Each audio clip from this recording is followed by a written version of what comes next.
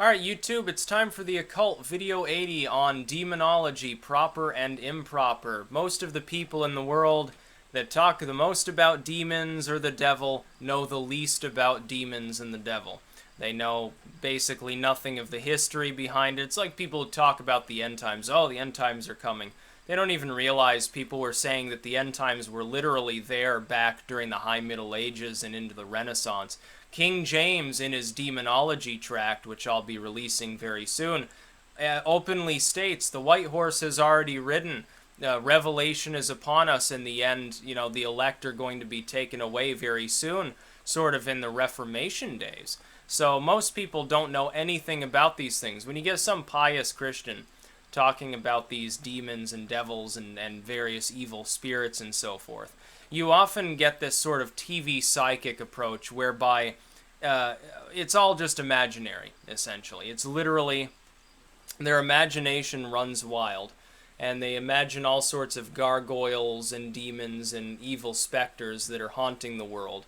And their sole purpose, they're all evil, number one, and their sole purpose is to just vex mankind, test your faith, possess you, do all sorts of horrible things. They don't even realize that these philosophical opinions go back to, 500 or 600 years ago in many cases. They don't understand that many of the demons sort of even spoken of by these opinionated people really were just pagan deities. For instance, the Ars Goetia. There's a figure called Ammon. Now, Ammon is also the name, Ammon-Ra, literally, of an Egyptian deity. It appears in much the same form, and it's quite clearly a misinterpretation of pagan dogma, and yet it was taken for granted that this being was actually a demon. And you've got to remember, and the Jews did this too, and this is why the Christians have done it so much. They were all panentheists. They believed in pantheons. They simply, henotheists. Sorry, I get those words mixed up. They believed in multiple deities. They simply said that every deity other than their own, their one single male god, Yahweh, Jehovah, whatever, was evil. So they admitted that these things existed. They would look in the Bible. They would look in the canonical materials there, and they would say, yes, certainly there were other important beings, mega demons and Nephilim and all these things that existed, but unless they were directly agents of God, like an archangel or a cherubim or something like that, they were not to be trusted. They were pure evil. Then you get sort of in the Catholic tradition, in the sort of the early Renaissance, they start tolerating a little bit of the scientific side. For instance, they sort of scapegoat the burning times by saying, oh, well, there are spirits there that can be communicated with that are fairy folk or that are sort of airy spirits. Those aren't inherently evil as long as you take precautions, and you can heal people by them. Witchery was acceptable as long as it was solely used for healing. The second that you tried to harm someone with it or get wealth or usurp the law, then you were a black witch. You'd get burned at the stake or you'd get drowned or something. But until you did evil magic, if you were using it for a noble cause to heal sickness or to cast away the magic of an evil witch, it was tolerated. It was not seen as having done anything wrong. Until the Protestant age, and in King James' work he alludes to this, he says, as the Protestants tended to, no, indeed, all of the witchery is evil, because if you're not praying to this one singular male god for your salvation and to cast off this demonic sickness, then you are usurping the will of God, because obviously God meant for you to get sick either to test you, or because you're a sinner he's punishing you, or because he's trying the faith of the whole nation collectively by using you for his greater glory, and so you have to put your faith in him, that if you're judged not to be guilty of any sin, if you're a good person, that you'll get better, and if you are a sinner, you're being punished, maybe you even deserve to die. And this opinion really has informed the modern evangelical movement as well. They say basically the same things.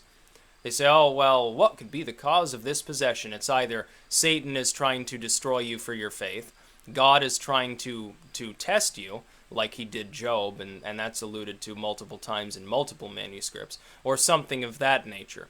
Or you're a heretical version of Christian, for instance. Well, this possession happened, this haunting happened because they're a Catholic family and they're idolaters, or some particularly zealous Catholic might say, well, of course you're child had seizures and died due to demons because you're a Protestant or something like that. These people don't have a clue what they're talking about. These are literally pagan beings, and where they're not pagan beings, they're natural forces, properly understood. And most demonological materials do not talk about this. They're from a Christian perspective.